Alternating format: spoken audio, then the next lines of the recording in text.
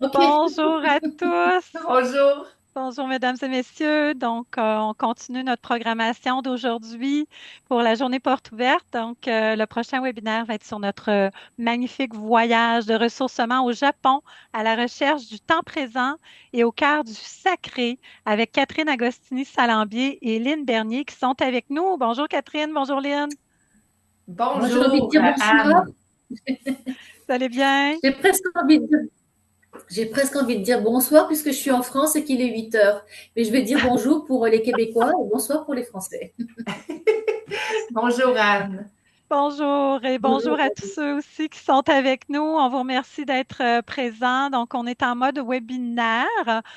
Donc, on va vous présenter le magnifique programme pour le Japon et par la suite, il va y avoir une période de questions où vous allez pouvoir interagir avec les accompagnatrices et avec moi-même si vous avez des questions. Donc, on vous invite à noter vos questions, puis à la période de questions à la fin. Donc, vous pourrez lever la main virtuellement dans le menu. Vous avez l'option, mais juste à la période de questions et on va pouvoir vous permettre de poser vos questions en direct. Vous allez avoir la possibilité d'ouvrir votre micro pour pouvoir interagir avec nous. Alors, voilà, sans plus tarder, donc, je vais vous présenter les accompagnatrices pour ceux qui ne les connaissent pas. Et pour ceux qui ne connaissent pas Spiritour, donc, on est un spécialiste des voyages de ressourcement en opération depuis déjà 23 ans, depuis 2003. Et notre mission, c'est de permettre à des individus de s'arrêter pour faire le point dans leur vie, se ressourcer et favoriser la croissance personnelle et spirituelle dans le cadre d'un voyage.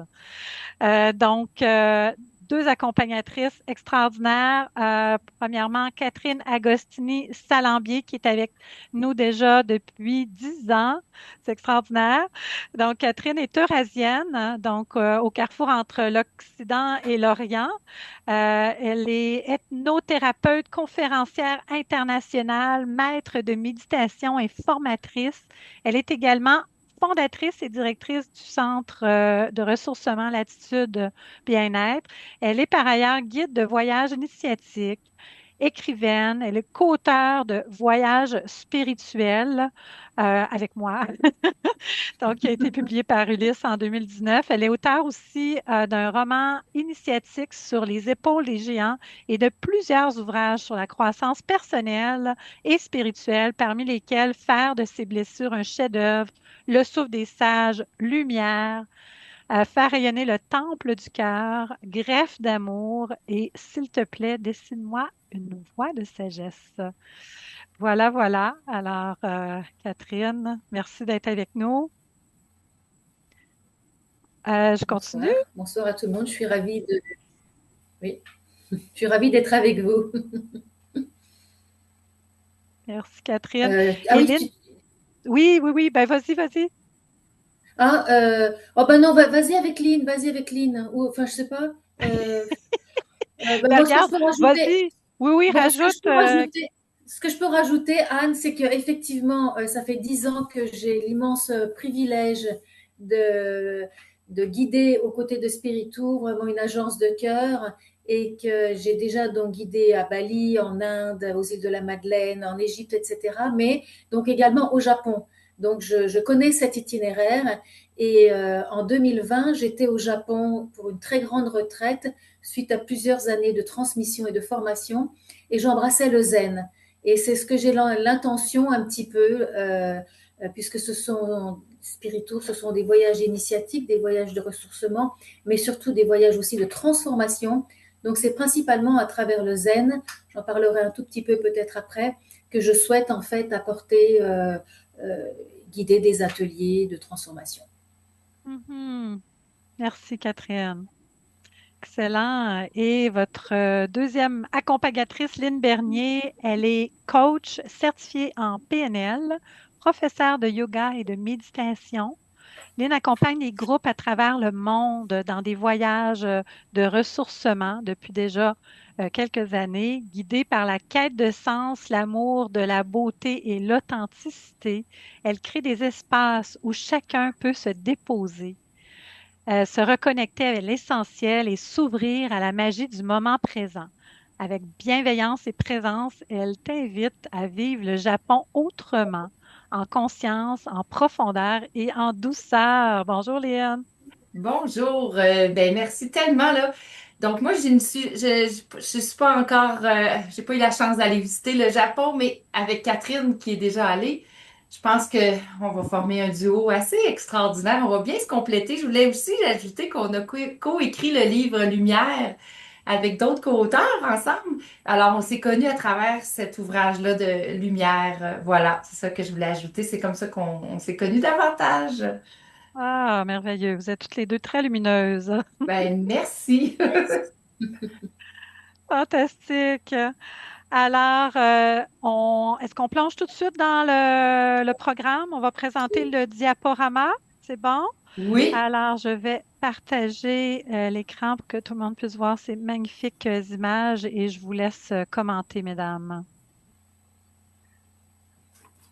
je te laisse aller, Catherine. Tu connais plus un petit peu les endroits, là. Oui, alors, donc à la recherche du temps présent au cœur du sacré, un titre qui en fait est inspiré du zen, puisque le zen, c'est vraiment vivre une chose à la fois, c'est vivre l'instant présent, c'est vivre une respiration à la fois, un jour à la fois. Donc à la recherche du temps présent, c'est vraiment une invitation à se déposer. Et puis Spiritour, ce sont des voyages en petits groupes et qui nous invitent à ralentir. C'est vraiment au-delà de la carte postale. Alors, on va faire des visites, bien sûr, mais on va aller dans des temples, on va aller marcher sur un chemin millénaire, le Kumano Kodo. Donc, c'est vraiment voilà, un voyage de transformation. Alors, tout est art. Hein. Savourer l'art de vivre quotidien de cette terre de contraste fascinante et plonger dans ses traditions les plus pures. Vivez une retraite spirituelle dans un shukubo au Mokoya. Imprégnez-vous de Kyoto, joyau du patrimoine mondial.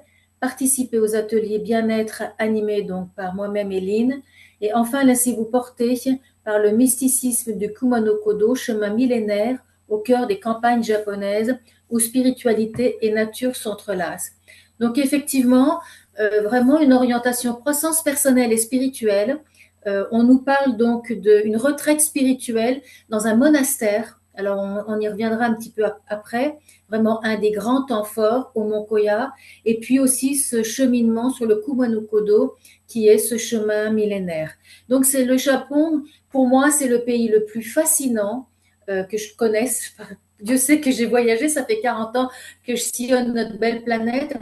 Mais le Japon est complètement fascinant, un pays de contraste. On a autant la vision ancestrale qu'une modernité extraordinaire. On va le voir à Tokyo. Tokyo, c'est vraiment une mégapole. Pour ceux qui connaissent New York, New York est quasiment un village à côté de Tokyo.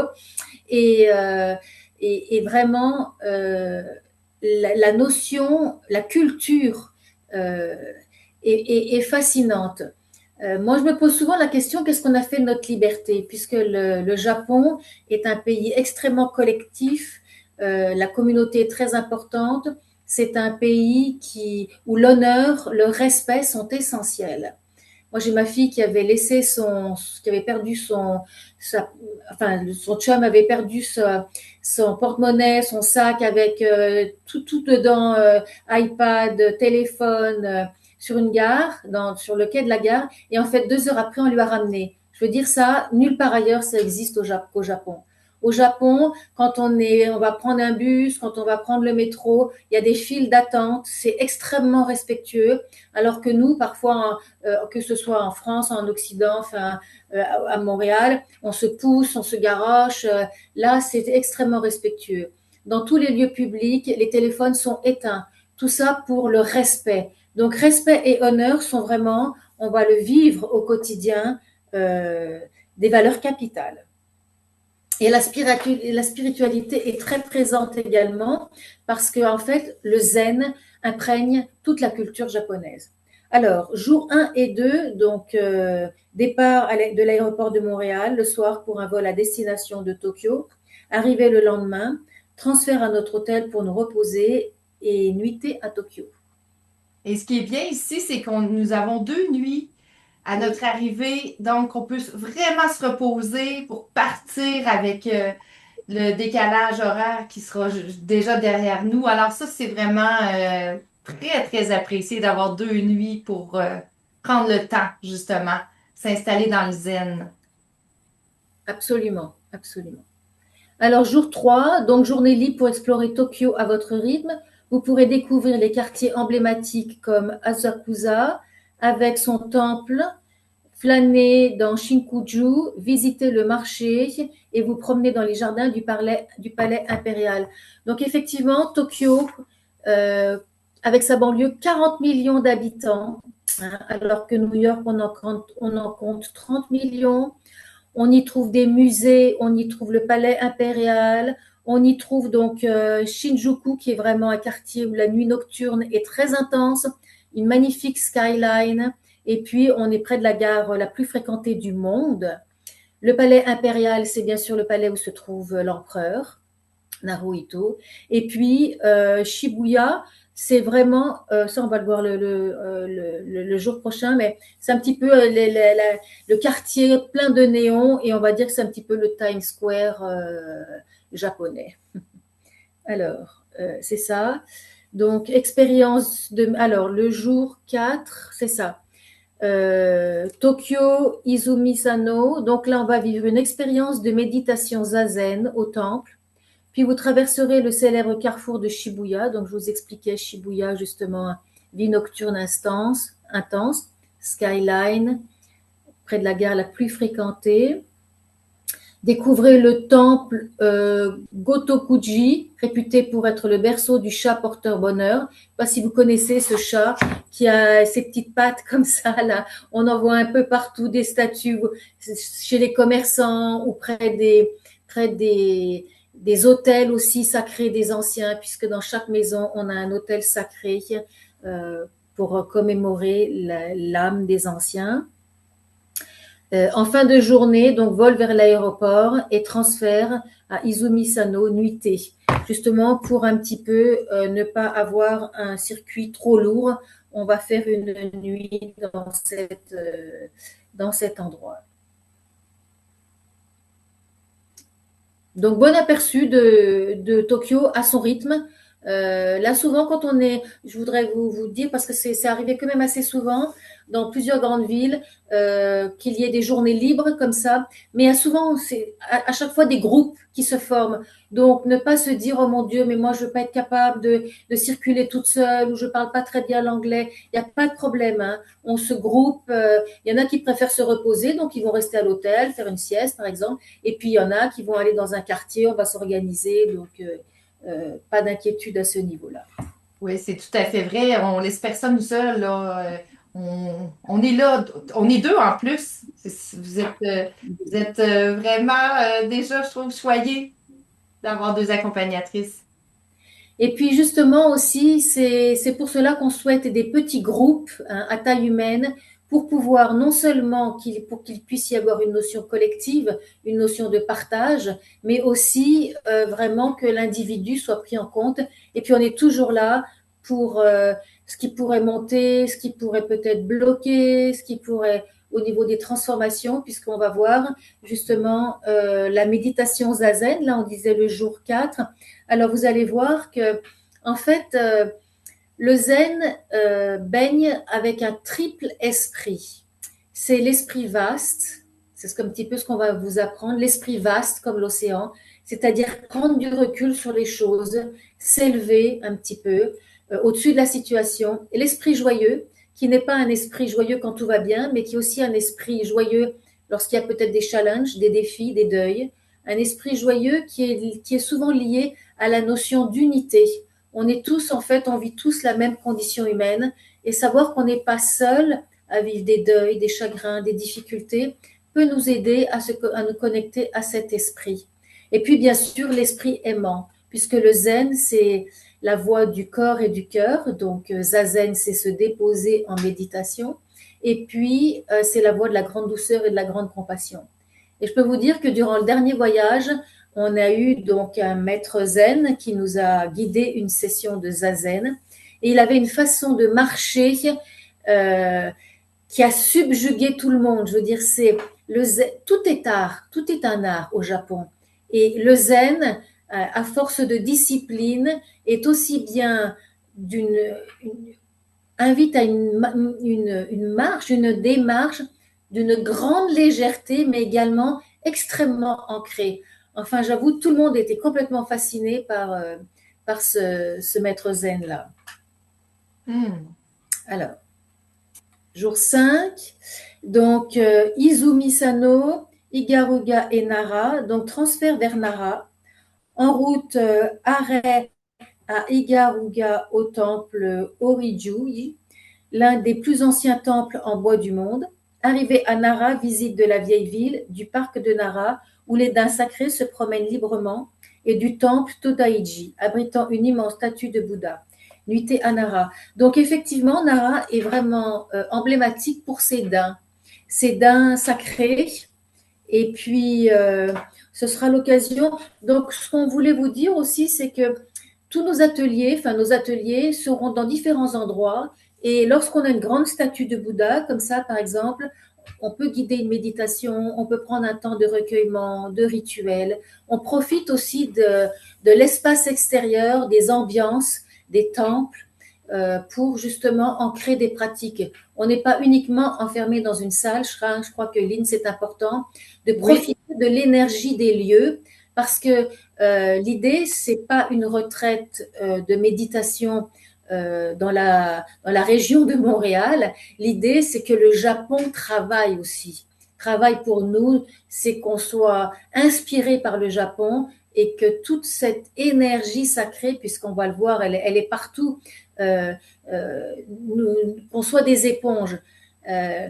Le geste là, ce geste de sacré, vous allez le voir, c'est fascinant parce que, par exemple, quand on est dans un train, la personne qui va vérifier votre ticket, on va passer auprès de vous, puis arriver au dernier wagon, enfin à la fin de votre wagon, pardon, au lieu de passer au wagon prochain, elle va se retourner vers les voyageurs, elle va s'incliner, puis ensuite se retourner pour passer le wagon suivant. Si jamais vous avez quelqu'un qui fait le ménage ou qui est dans un ascenseur et l'ascenseur s'ouvre, il va s'incliner devant vous. Donc on sent vraiment cette notion sacrée, cette notion de respect et d'honneur. Et au Japon, ce qu'on dit, c'est Ishen Denshen, c'est le namasté. En fait, c'est vraiment de mon âme à ton âme. Et c'est vraiment une transmission d'âme à âme. C'est ce que, à travers le zen, je souhaite vous proposer. Donc voilà, des pratiques, des rituels, des méditations, différentes activités dans des lieux inspirants. Si tu permets, ma belle Catherine, je voudrais justement parler un peu, comme les gens savent, je suis professeure de yoga.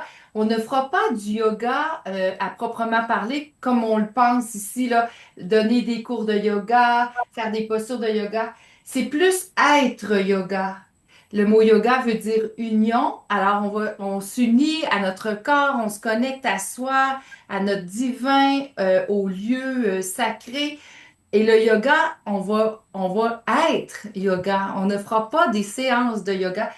Et en même temps, le yoga, il est toujours là. C'est une façon de vivre, justement. Alors, je voulais le mentionner parce que certaines personnes m'ont dit, moi, je ne fais pas de yoga, Lynn. Est-ce que je peux quand même venir? Ben, absolument. C'est différent de faire des séances de yoga. C'est important que je le dise. Absolument, Lynn. Du tapis au quotidien. Oui.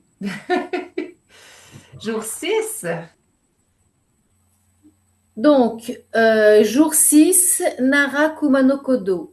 Donc aujourd'hui, vous prendrez la route vers Kumano. Ensuite, vous marcherez pendant environ 3 heures vers le sanctuaire Kumano Ongu, Taisha et le site sacré d'Oyunohara. En fin de journée, vous savourez un repas local typique dans un ryokan. Nuitée à Kumano. Donc, chemin millénaire, chemin de pèlerinage. Et la façon dont on va cheminer sur ce chemin-là, on va vraiment se connecter avec toutes ces âmes qui ont prié, toutes ces âmes qui ont été dans la gratitude. On va vraiment se connecter aussi à toute notre histoire. Donc, un chemin que l'on fait partiellement en silence, en marchant de façon méditative, hein, parce que la méditation, ce n'est pas que une assise, ce n'est pas que zazen, se déposer, c'est aussi une pratique, on va vraiment essayer de vivre un maximum en pleine conscience. Je crois que beaucoup de gens connaissent un petit peu, mais donc passer du pilotage automatique à la pleine conscience. Mais la pleine conscience, on sait ce que c'est, puis souvent dans le quotidien, on l'oublie. Donc là, avec un rythme davantage plus lent, en vous guidant, ça va être l'occasion oui, d'être en pilotage automatique, mais de revenir peut-être plus fréquemment en pleine conscience. Donc, on va vous guider dans ces marches méditatives. Et pour vous donner des petits exemples, il y a Thich Nhat Hanh, par exemple, ce moine vietnamien, qui nous invite à embrasser la terre à chaque pas. Donc, dans le Kumano Kodo, c'est une pratique que l'on peut faire. On peut aussi se dire, je marche et je sais que je marche. Donc, une chose à la fois, une respiration à la fois, un jour à la fois. Tout cela, en fait, pour calmer l'esprit du singe, calmer cet esprit qui va de pensée en pensée, comme le singe va de branche en branche. On est souvent dans un monde tumultueux avec beaucoup d'informations.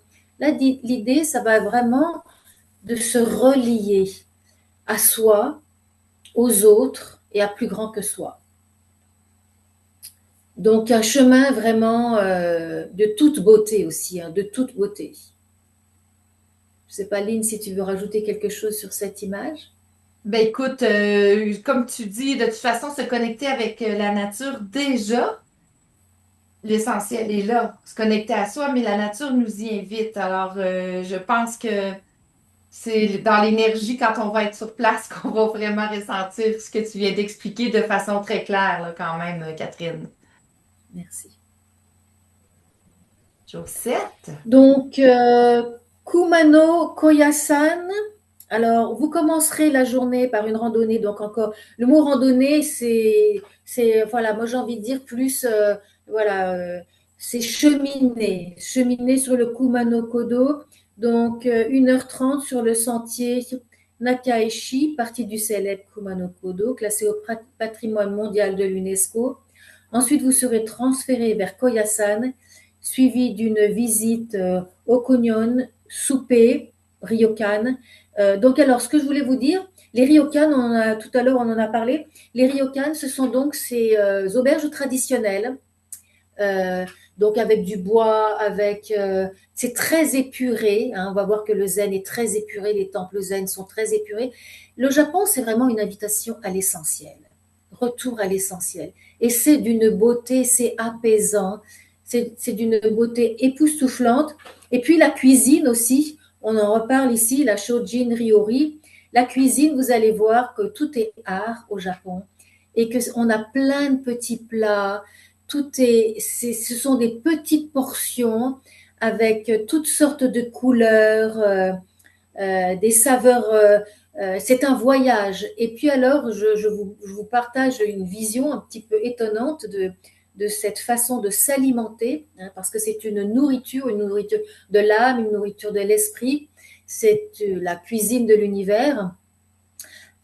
Parce que c'est la cuisine qui vient, c'est la pleine conscience, hein, des montagnes, des nuages, du soleil, de la pluie, des rivières. Enlever un seul élément et cette offrande ne pourra plus être dans notre assiette.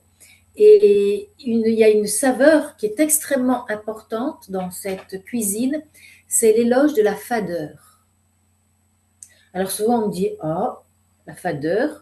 La fadeur, ça peut être le riz notamment. Et la fadeur, en fait, elle nous indique que chaque saveur va avoir sa place. Et donc, la fadeur va laisser chaque saveur de se déployer. Parce que vous comprenez, si on en rajoute et on en rajoute et on en rajoute, à ce moment-là, on est perdu un petit peu dans les saveurs. Et la fadeur, en fait, c'est l'invitation aussi à l'humilité. Chacun à sa place. Pour que tout le monde puisse s'épanouir, déployer ses talents. Donc, respect, honneur et chacun à sa place. Donc voilà une petite réflexion qui peut inviter à justement une certaine fascination. Ah tiens, éloge de la fadeur dans la cuisine japonaise, dans la cuisine du zen, la cuisine des temples. Donc vous allez voir à Koyasan. Donc je pense que c'est la photo prochaine. C'est ça, à Koyasan, donc dans ce monastère. Vous allez voir qu'on est accueillis par les moines. Donc, la dernière fois que j'ai fait ce voyage, c'était avec Jean-Marie Lapointe. Dès qu'il est arrivé dans le monastère, il a dit oh, mon Dieu, on a l'impression d'être dans un film. Et c'est vrai que c'était vraiment ça. C'était extraordinaire. Enfin, c'est extraordinaire. Et moi qui connais quand même bien, parce que j'y vis des 3 mois parfois, euh, je suis à chaque fois émerveillée par tout cet aspect sacré, artistique. Donc, alors le matin, on aura des prières matinales. Alors, on va participer à la vie du monastère. Donc, prières matinales chantées par les moines. On va visiter aussi la grande pagode, un musée. On aura des ateliers. On va donc avoir cette cuisine de l'élévation spirituelle. Hein. Cette Sojin Ryori, c'est la cuisine de l'élévation spirituelle. Et puis, alors le soir aussi, ça c'est extraordinaire, on va vivre une marche nocturne à travers un cimetière mystique. Ce cimetière, je crois qu'il n'y a même pas de mots pour le décrire. C'est un des hauts lieux sacrés et énergétiques du mont Koyan. Et c'est rempli de mousse sur les tombes. C'est d'une profondeur, d'une douceur. Ça vibre, on vibre notre histoire. Là aussi, c'est en silence. Et vraiment, c'est l'âme du Japon. L'âme du Japon, qu'on l'on retrouve ici. Donc, vous voyez, on a fait le Kumano Kodo, donc ce chemin millénaire. On va ensuite dans un temple sacré en relation avec les moines. Et puis, on va dans ce cimetière. Donc, il y a tout un cheminement vraiment hautement spirituel. Mais j'ai une personne qui est un couple qui est vraiment intéressé à venir. Et puis, la femme m'a dit, moi, mon mari n'est pas vraiment porté vers la croissance personnelle et spirituelle. Est-ce que ça pose un problème? Donc, pas du tout. C'est fréquent hein, que le conjoint accompagne pour découvrir le Japon, parce que le Japon, il y a un côté culturel, il y a des côtés aussi historiques, géographiques, puisqu'on se retrouve avec un guide, hein, toujours avec Spiritour, on a toujours un guide local qui, lui, est vraiment un expert au niveau historique, géographique, culturel. Et on peut vivre dans le monastère, on peut vivre le Kumano Kodo, on peut vivre le cimetière, chacun à sa façon. Il n'y a aucun... Justement, puis quand on est en silence, il n'y a pas de directive permanente. Je crois que la spiritualité, c'est aussi un espace, non pas pour enfermer, mais pour libérer. Donc, je pense qu'avec Lynn, on est bien sur cette vision-là. Catherine, on est présence, on est guide, mais c'est aussi le Japon qui va nous guider, et puis le groupe.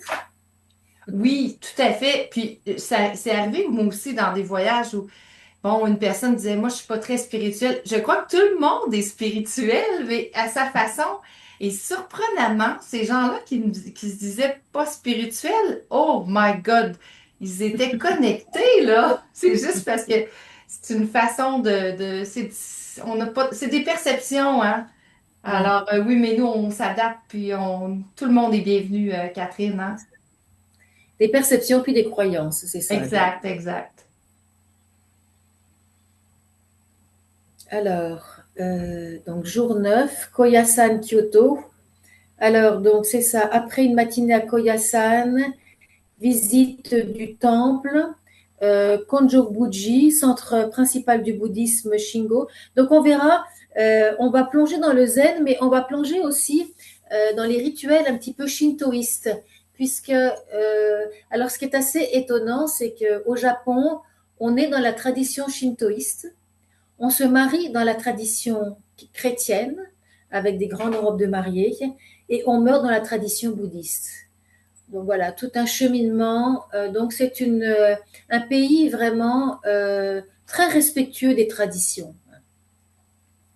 Alors, on va visiter, donc on voit ma photo en bas justement, c'est dans le sanctuaire Fushimi Inari, Et là, c'est un sanctuaire qui est donc près de la région de Kyoto avec les 10 000 torii. Donc, on voit les torii, ce sont je ne sais pas comment traduire ça, on voit en orange là, ces portails, on va dire que ce sont des portails.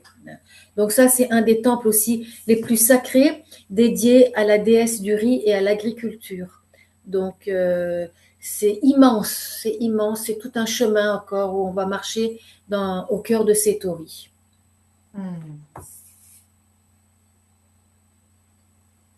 Kyoto, c'est mon grand coup de cœur aussi.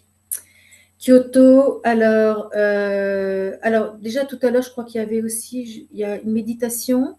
Attendez, non, je crois que je n'ai pas dit, mais il y avait. Une C'est ça, expérience zazen au expérience temple. zazen au temple. Mhm. Donc à voir aussi avec un maître.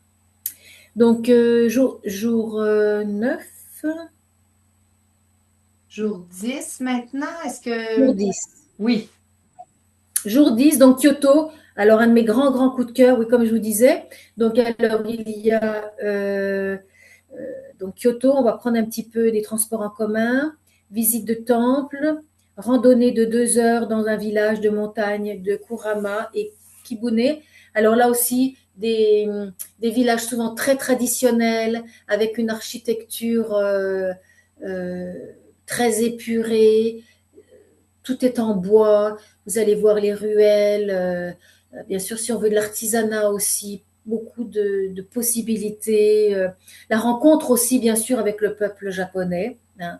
Vous allez voir, il y a un côté très enfantin. Hein. C'est drôle le Japon parce qu'il y a un côté où on travaille très très dur, hein, mais il y a aussi une espèce de lâcher prise et surtout chez les femmes, je trouve.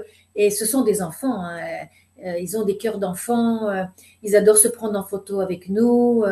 Kawaii, c'est tout ce qui est mignon. C'est charmant, hein. Beaucoup de rire. On me dit parfois, oh, mais moi je veux pas aller au Japon parce que c'est froid, parce que c'est, mais pas du tout. Beaucoup de rire, les groupes de filles, les couples, et puis vraiment très ouverts à nous rencontrer. Hein. Un peuple charmant et très curieux aussi, très curieux de qui nous sommes. Alors, on va avoir un lunch bento box. Donc, ça, c'est une boîte à lunch. Et vous allez voir, c'est une grande tradition aussi. Donc, on a plein de petites choses dans la boîte à lunch. Donc, s'il y a des spécificités, des personnes qui sont végétariennes, eh bien, c'est tout à fait respecté. Donc, il n'y a pas de problème. Visite du sanctuaire Kifune avant de retourner au centre-ville de Kyoto. Alors, nuit à Kyoto. Donc, Kyoto, c'est une ville qui est spectaculaire, qui a une ambiance et une énergie extraordinaire. Et les Alliés, durant la guerre mondiale, l'ont épargné. Parce que c'est un bijou. C'est un bijou et ça n'a pas été du tout détruit. Donc j'avoue, ça, on peut vraiment être dans la gratitude et rendre grâce d'avoir préservé cet endroit extraordinaire. On y rencontre bien sûr les geishas. Et puis vous allez voir, c'est une ambiance, on a du mal à la décrire, mais beaucoup d'artisanat aussi. Et puis ces geishas qui ne sont donc pas des prostituées, mais qui sont de grandes artistes très cultivées. Il y a des petites filles aussi qui commencent cette formation-là, avec les kimonos, avec beaucoup d'artisanat, c'est ça, charmant, une ville vraiment ancestrale et l'âme encore du Japon. Kyoto, l'âme du Japon. Donc Kyoto, visite du temple. Senju Sengando célèbre avec ses 1001 statues de Kannon, la déesse de la compassion. Donc, comme je vous disais, le zen, c'est le bouddhisme. Hein. Le bouddhisme zen, en fait, c'est l'alliance du bouddhisme et du taoïsme. Et c'est la voie de la grande compassion et de la grande douceur. Donc, on va bien sûr plonger au cœur de la compassion et cultiver l'autocompassion aussi. Quelque chose, une voie qu'on a parfois tendance à oublier. Mais là, ça va vraiment être l'occasion d'écouter un petit peu notre juge intérieur. Vous savez, ce juge qui nous dit « t'es trop ci, t'es trop ça, t'es pas assez ci, t'es pas assez ça ». Ce juge intérieur qui parfois est vraiment tyrannique.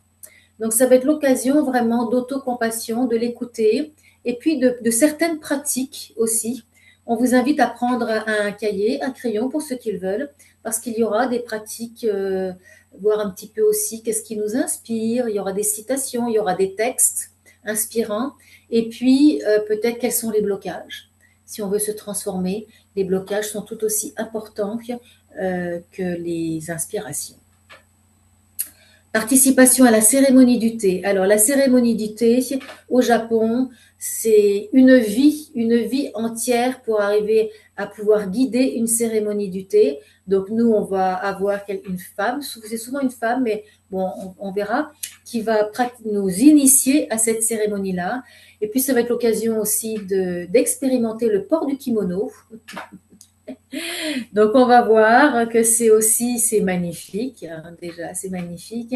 Et puis, c'est plongé un petit peu au cœur des geishas, puisque c'est le kimono que portent les geishas, mais que portent aussi, vous allez voir, on en voit beaucoup dans les temples, surtout shintoïstes. Vous allez voir, on voit toute la famille qui vient pour des rituels et des cérémonies. Le sacré, c'est pas juste une étiquette, hein, elle est vraiment vécue. Le sacré est vraiment vécu au Japon. Et vous allez voir, donc, il y a des familles entières avec des tout petits, des toutes petites filles qui ont des kimonos, des petits garçons qui ont des petites tenues. Et puis alors là aussi, c'est beaucoup de joie, beaucoup de rire. C'est une spiritualité vivante et joyeuse. C'est l'esprit vaste, joyeux et aimant du zen, même dans la tradition shintoïste. Alors ensuite, lunch traditionnel le quartier traditionnel de Gion. Après-midi libre. Donc là, c'est vraiment l'occasion de faire un peu ses achats parce que là, c'est la ville par excellence de l'artisanat, hein. Et puis, c'est une ville vraiment à taille humaine. Donc, un quartier principal, un peu le vieux Kyoto, où on peut trouver plein de choses. Et puis, un quartier un petit peu plus moderne, avec des marques de vêtements japonaises, avec tout ce qui est un petit peu justement kawaii, c'est-à-dire toute cette technologie,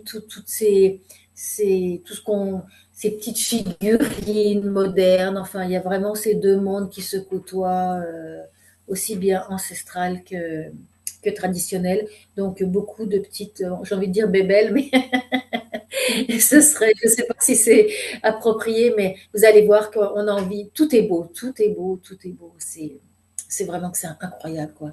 C'est l'émerveillement permanent. Aussi bien au niveau de la nature que du peuple, de la culture et que de la création. Que ce soit la poterie, que ce soit les cerfs-volants,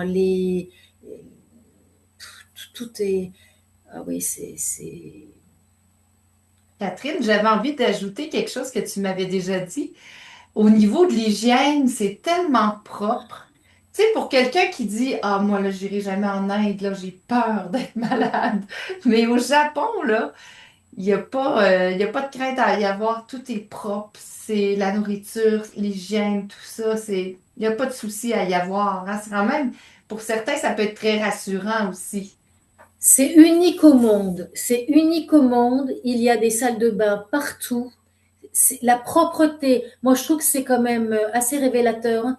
La propreté des salles de bain au Japon, alors non seulement, vous avez peut-être déjà entendu même du côté sophistiqué, extrêmement sophistiqué, parce que le Japon a ce côté extrêmement sophistiqué dans tout, mais la propreté, ah oui, non mais ça c'est unique, hein, c'est unique au monde, tout est nickel, quoi. Je veux dire, même, ouais, non, Ouais. oui, Les absolument. hôtels dans lesquels nous serons logés, c'est propre. Je suis allée faire des petites visites là, virtuelles, là. C'est magnifique, c'est Oui, propre, oui, c'est rassurant. Les buffets, tout a l'air, comme tu dis, nickel, là. oui, oui, oui, ça Wow. c'est, oui, absolument. Alors, après-midi libre, voilà, pour profiter de Kyoto, euh, où on aura certainement vu des endroits, des petites boutiques ou des endroits. Il y a aussi des magnifiques photos à faire, des temples, des ruelles. Donc voilà, chacun pourra en petit groupe ou seul décider, parce que c'est vraiment à taille humaine, c'est très facile de dire, tiens, ben moi j'ai envie de retourner là, j'ai envie de profiter un petit peu de ces derniers instants. Jour 12. Kyoto, Osaka. Alors, vous serez transféré vers Osaka, où vous vivrez une immersion dans le quartier populaire de Hirano pour une expérience locale authentique. Visite du sanctuaire Sumiyoshi Taisha, l'un des plus anciens sanctuaires shinto du Japon. Donc, on va voir alors, à Osaka, on a aussi, donc je ne sais pas si on l'a dit, là, on a le château qui est très important. Je ne sais pas s'il a été. Et puis, c'est ça, les sanctuaires shintoïstes. Alors, il y a tout un rituel. On va voir qu'au départ, on tape 2 fois dans les mains pour appeler les esprits. Puis ensuite, il y a un peu des ablutions avec de l'eau. Il y a tout un rituel. Donc, on va voir un petit peu, on va voir les prêtres et puis toutes ces familles. Donc, ça, c'est un sanctuaire vraiment de renommée. De renommée. Donc, jour 13, Osaka, journée libre. Donc, découvrir Osaka à notre rythme. Ah oui, c'est là, visiter le château, flâner dans les quartiers animés de d'Ontobori et savourer la cuisine locale. Donc, en fait, ce quartier, c'est un petit peu là aussi le Times Square, on va dire. Beaucoup de néons, très moderne. On en prend plein la vue, quoi. C'est vraiment, on est transporté dans le futur, on est transporté, je sais pas, dans une autre planète. Mais ce qui est fascinant au Japon, aussi bien à Tokyo qu'à Osaka, dans des grandes villes, c'est que oui, il y a une grosse marée humaine, mais comme tout le monde est à sa place, c'est extrêmement fluide. Traverser les rues à Tokyo, où il y a vraiment, on voit des vidéos parfois, hein, c'est vraiment une marée humaine, on dirait des fourmis là qui traversent les quartiers. Mais en réalité, c'est très très fluide. On s'entrechoque pas, les gens ne crient pas, c'est calme. Donc c'est vraiment spectaculaire. On se sent très bien, mais c'est grandiose quoi. On est là, c'est grandiose, c'est immense. C'est à dimension, c'est pas humain, c'est au-delà, ce sont des mégapoles, mais en même temps, on se sent très bien. Et puis les gens sont tellement gentils, on demande notre chemin, tout le monde essaye de nous aider. Moi, je sais que j'ai transité dans donc la plus grande gare du monde, puis j'avoue, j'étais un peu stressée. Et en fait, tout le monde est là pour nous aider. C'est très sécuritaire. Oui, ah oui, ah oui, ça c'est sûr. Oui, absolument. Il n'y a pas d'agression, il n'y a pas de, enfin, je veux dire, il y en existe certainement, mais votre sac, vous pouvez le laisser quasiment, pas besoin de le serrer comme ça, comme dans certaines villes, hein. Oui. Donc, ensuite, jour 14, je vois le temps qui file. Reste une minute, Osaka, Catherine. Montréal. Donc voilà, retour. Déjà. Oui, oui. Mais alors, vous allez voir que c'est tellement riche que on est rempli de toutes sortes de visions, d'émotions, de notions, de croyances nouvelles. Euh, on est transformé qu'on a l'impression, c'est tellement riche, d'une tellement grande richesse et surtout différence on revient vraiment, tout le monde, hein, tous ceux que je connais et qu'on a guidés reviennent émerveillés et reviennent vraiment en se posant la question, peut-être comment intégrer davantage euh, cette vision. Et là, j'ai envie de vous partager un petit peu la pratique du bol qu'on verra, mais la pratique du bol chez les moines. En fait, le matin, en signe d'humilité, les moines partent mendier avec un bol et ils vont recevoir une pièce, ils vont recevoir un grain de riz, ils vont recevoir peut-être de l'indifférence, des humiliations. Et le zen, c'est apprendre à accueillir ce qui est, tel qu'il est, sans jugement et avec bienveillance. Et je crois que le Japon incarne vraiment cette vision-là. Donc c'est d'une douceur et d'une fluidité et d'une facilité incomparable. Merci beaucoup. Quel beau parcours. C'est vraiment un itinéraire qui combine culturel, spirituel et même gastronomique. Hein? Tu n'as pas Oui, mentionné, je voulais juste attirer l'attention. Votre souper d'adieu, c'est un souper je suis pas sûre comment, teppanyaki. oui, Donc, on voit ici là l'image au centre. Là. Je sais pas si tu veux dire oui, juste ah oui. un petit mot là-dessus. Oui, alors c'est spectaculaire. Il faut pas avoir mangé trop avant si on veut vraiment en profiter jusqu'au bout parce que c'est l'abondance. Et il y a souvent aussi le bœuf de Kobe qui est un bœuf pour ceux qui sont carnivores unique, d'une tendre, une viande tendre exceptionnelle. Donc là, c'est vraiment le festin, hein, le festin de l'âme, parce que bien sûr, on aura fait cette pratique de la cuisine de l'univers, de la cuisine de l'élévation spirituelle. Donc là, c'est l'apothéose. C'est donc des légumes, toutes sortes de plats, plein de plats, l'occasion de déguster la gastronomie à son plus haut niveau du Japon. Vraiment. Merveilleux. Merci, Catherine. Ça donne vraiment envie. Alors, je donne quelques informations sur le voyage. Après avoir une petite période de questions, on n'a pas beaucoup de temps. Si vous avez des questions, préparez-vous peut-être déjà en levant la main de façon virtuelle ou en écrivant votre question dans le chat ou dans le Q&R. Donc, j'y passe rapidement sur les informations sur le voyage. Tout est disponible sur le site Internet. Donc, le prix réservé tôt est toujours disponible jusqu'au 27 juin, donc avec un rabais de 100 dollars. Profitez-en. C'est 9 887 par personne en occupation double ou twin. La différence double, c'est un lit double et lit matrimonial et twin, c'est 2 lits simples. En occupation simple, si vous voulez une chambre privée, c'est 11 885 par personne. Donc, profitez du rabais réservé tôt, c'est jusqu'au 27 juin. Après, c'est le prix régulier qui est affiché. On offre la possibilité de jumelage. Donc, si vous ne voulez pas avoir à payer l'occupation simple, si vous êtes seul, on peut tenter de vous jumeler avec une autre personne du même sexe. Si vous réservez rapidement, habituellement, on réussit à jumeler, en tout cas, beaucoup de monde, là. C'est quand même assez fréquent qu'on a cette demande-là.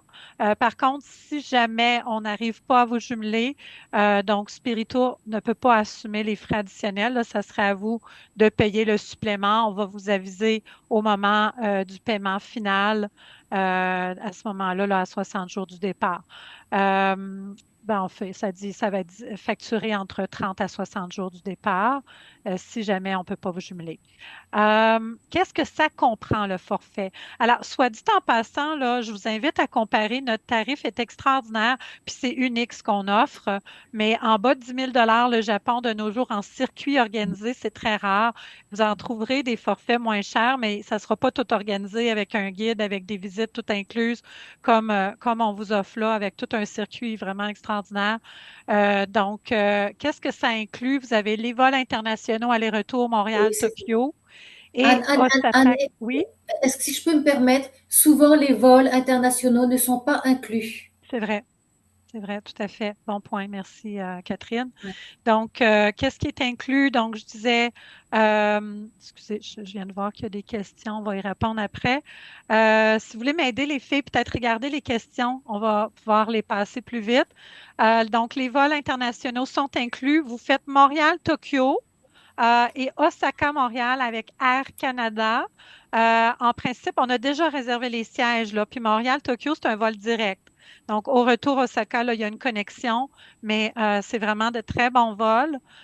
Hébergement en occupation double, 2 nuits. Donc, vous avez 2 nuits en monastère, une nuit en auberge traditionnelle, les ryokan, et puis 9 nuits en hôtel 3 et 4 étoiles. Puis, comme Lynn le disait tout à l'heure, c'est vraiment des bons hôtels très, très propres. L'auberge, c'est plus simple, mais c'est très propre aussi. Donc, vous allez vraiment vivre une belle expérience. 20 repas d'inclus. Donc, dans l'itinéraire, c'est plus détaillé, là, mais vous avez quand même plusieurs des repas qui sont inclus. Ensuite, les transferts aéroport, hôtel, aéroport. Bien sûr, tous les transferts, en fait, pour toutes les visites, là, tous les transports selon l'itinéraire. Vous avez donc en autocar privatif entre les villes, les déplacements dans les villes. Par contre, se font en transport en commun, mais ça se fait très bien, puis ça vous permet de vraiment de vivre une expérience immersive là, avec la population locale. Et puis, en plus, au niveau du tourisme durable, c'est ce qui est encouragé, mais vous le vivez juste dans les villes. Le reste du temps, vous avez des autocars privatifs là, pour vous déplacer. Les visites selon l'itinéraire, incluant les frais d'entrée, bien entendu, les services d'un guide accompagnateur francophone sur place, donc japonais, mais qui parle français, et puis les services et enseignements de vos deux accompagnatrices, Catherine et Lynn. Toutes les taxes donc sont incluses également, sauf il y a une taxe touristique au Japon qu'il faut payer sur place. Donc, c'est précisé dans ce forfait ne comprend pas. Donc, la taxe touristique, c'est 1000 yens. C'est environ 12 dollars canadiens. C'est pas cher. C'est à payer sur place quand vous allez quitter le Japon. L'assurance voyage, donc l'assurance, ben, il y en a qui l'ont déjà. Nous, on peut vous en offrir avec la Croix-Bleue. C'est très important que vous ayez au minimum une assurance voyage qui couvre pour les soins médicaux d'urgence si jamais vous tombez malade ou vous avez un accident sur place. Donc, on peut vous faire une soumission gratuitement. Il suffit de nous contacter. Ça va nous faire plaisir de vous faire la soumission. Ensuite, les pourboires, ben ça, c'est à votre discrétion. On va avoir une rencontre pré-départ 3 semaines environ avant de partir où on va vous donner beaucoup plus de détails par rapport au budget à prévoir et tout, les pourboires, comment ça fonctionne au Japon, etc. Les dépenses personnelles, bien sûr, et puis la contribution au fonds d'indemnisation des clients des agents de voyage qui est géré par l'OPC au Québec. Ça, c'est vraiment exceptionnel. Présentement, c'est gratuit. Avant que ça devienne gratuit parce qu'ils ont atteint un plafond, ça coûtait juste 1 dollar par tranche de 1000, ce qui est rien du tout, parce que c'est une protection financière qui vous couvre si jamais il y avait une catastrophe naturelle ou un cataclysme, du terrorisme ou une guerre ou quoi que ce soit, une épidémie qui ferait qu'il y aurait un avis gouvernemental d'éviter tout voyage non essentiel à votre destination. À ce moment-là, vous êtes protégé financièrement. Donc, tout ce qu'on serait peut-être pas capable de vous rembourser, l'agence de voyage, bien sûr, on a des responsabilités d'essayer de récupérer tous les fonds, mais on doit payer nos fournisseurs d'avance. Si jamais on ne peut pas tout rembourser, bien, vous allez être protégé soit par vos assurances et ou par le fonds d'indemnisation des clients d'agents de voyage pour tout récupérer, ce que vous n'auriez pas récupéré dans ces cas-là que j'ai mentionnés. Bien sûr, ça ne remplace pas une assurance annulation si jamais vous avez vous tombez malade avant de partir, vous avez de la mortalité dans la famille ou quoi que ce soit qui vous empêche de faire le voyage, bien, c'est important d'avoir une assurance annulation. Ça ne vous couvrira pas pour des raisons personnelles, là, comme je viens de mentionner. Donc, l'inscription, vous avez jusqu'au 27 août pour vous inscrire. Donc, dépêchez-vous, mais en fait, dépêchez-vous avant le 27 juin si vous voulez profiter du rabais réservé tôt. Donc de 100 dollars. Pour vous inscrire, vous pouvez aller sur notre site Internet. Si vous avez besoin d'assistance, juste à nous contacter au bureau. Ça nous fera plaisir de vous aider. On demande un dépôt de 750 dollars pour garantir votre place. Les places sont limitées à 25. On ne prend pas plus que ça. Hein, c'est de 15 à 25 personnes. Donc, dépêchez-vous de vous inscrire pour avoir une place. La documentation requise, donc, vous devez avoir un passeport valide pendant toute la durée de votre séjour. Les Canadiens n'ont pas besoin de visa pour un séjour de moins de 90 jours au Japon. Alors, c'est fantastique. Et puis, voilà, si vous avez plus de questions, vous pouvez nous contacter au bureau, au poste 207, et ça nous fera plaisir de vous répondre. Tous les hébergements sont indiqués ici, mais vous les avez aussi sur le site Internet, donc vous aurez tous ces détails-là. Alors, n'hésitez pas. On n'a vraiment pas beaucoup de temps pour les questions. J'ai vu qu'il y en avait dans le chat. S'il y a des mains levées, on pourra peut-être prendre une ou deux questions parce qu'on a un autre présentation qui va suivre. Patricia demande, bonjour, quand on vient de Paris, le prix diminue de combien et vous prévoyez le voyage depuis Paris? Alors oui, c'est possible si vous voulez partir de Paris, il n'y a, pas de problème. Vous pouvez prendre le forfait sans vol. Donc sur notre page web, vous allez voir qu'il y a l'option des différents types de chambres, mais il y a aussi l'option de prendre le forfait sans les vols. Donc, vous pouvez partir de n'importe où dans le monde si vous n'êtes pas à Montréal. Donc, prenez le forfait sans vol et vous pourrez réserver vos propres vols. On pourra vous confirmer les heures de vol. Idéalement, si vous pouvez arriver avant le groupe, ça vous permettra de profiter du transfert jusqu'à l'hôtel quand vous arrivez à Tokyo avec le groupe. Donc, c'est mieux que vous arriviez avant, vous attendez le groupe. On pourra essayer de synchroniser ça le mieux possible. On est là pour vous aider à ce niveau-là. Les heures de vol sont déjà connues. Et puis, même chose pour repartir. Il y a possibilité d'une extension pour tous si vous voulez rester plus longtemps. Donc, ceux qui prennent les vols avec nous de Montréal, on peut prolonger votre séjour, on peut prolonger, en fait, changer la date de retour de votre billet d'avion, mais c'est important que tout le monde parte ensemble si vous prenez les vols avec nous. Mais pour le retour, vous pouvez prolonger, ça, il n'y a aucun problème. Il y a des frais supplémentaires qui correspondent à la différence tarifaire entre le prix groupe qu'on a obtenu et le prix individuel à la date d'achat pour le retour, le vol de retour que vous souhaitez. Alors, on pourra vous aider avec tout ça. Contactez-nous, ça va nous faire un grand plaisir. Est-ce qu'il y avait d'autres questions que vous avez vues? Je vais Non, arrêter moi, le j'ai pas vu d'autres partage, ça va questions. aller mieux.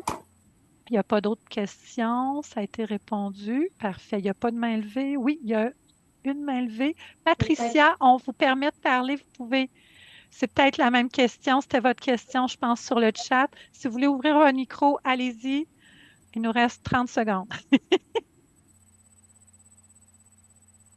Allez-y, Patricia, votre micro est ouvert. Non?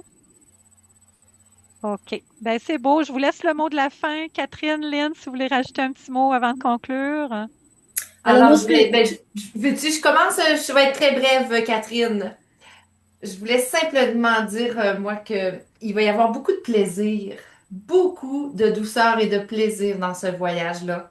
On a une belle chimie, moi et Catherine, puis c'est à travers cet univers-là qu'on veut vous amener. Vous allez avoir du bon temps. Parce que tout ce qu'on a montré là, dans les diaporamas, là, il y a plein de choses qui se passent, là. Il y a les échanges, il y a les soupers, il y a la connexion entre nous, là. Donc ça, c'est ce qu'on n'a pas vu, mais c'est ce qu'on va vivre. Alors, je te laisse continuer, ma belle Catherine. Merci, Lynn. Effectivement, moi, ce que j'ai envie de dire, c'est que j'ai envie de reprendre cette phrase de Thich Nhat Hanh qui nous dit que le miracle de la vie, ce n'est pas de marcher sur l'eau ou les braises ardentes. Le miracle de la vie, c'est de marcher sur la terre verte en pleine conscience. Et le zen, c'est vraiment apprendre à voir l'extraordinaire dans l'ordinaire. Et le Japon est absolument parfait pour ça parce que vraiment, tout est extraordinaire. Donc voilà une invitation à nous rejoindre pour ce magnifique voyage. Et merci encore à Spirito pour sa confiance. Et on reste disponible, bien sûr, pour toute question. Oui, bien sûr. Merci beaucoup, Catherine et Merci. Lynn.